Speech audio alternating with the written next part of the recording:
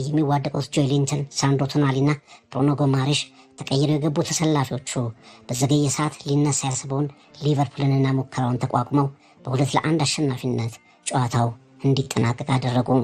Newcastle United have won absolutely nothing since 1969.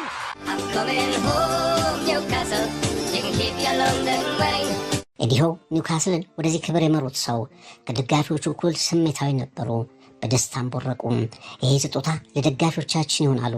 ለዓመታት ለድል ለቀረቡ ለታመሙ የኒውካስል ደጋፊዎች ሁሉ ይሁን። ተስፋ በጠፋበት ጊዜ ሁሉ ላልተለዩን ይሄ ዋንጫ ለነሱ ምን ያህል ትርጉም እንዳለው እናውቃለን።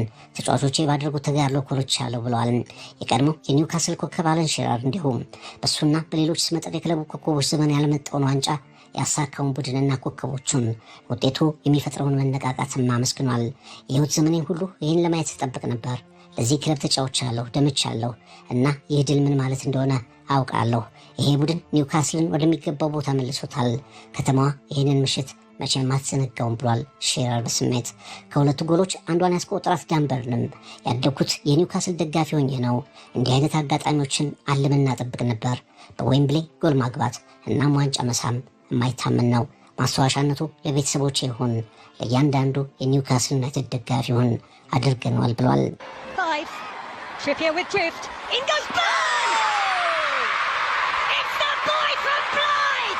A Wembley goal for the first time in a Geordie generation!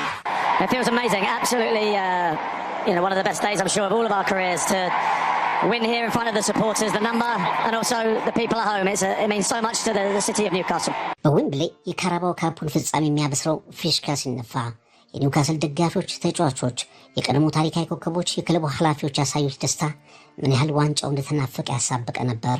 ለኒውካስል ካራባው ካፕ ትንሽ ዋንጫ፣ አንድ ዋንጫ ብቻ አልነበረም።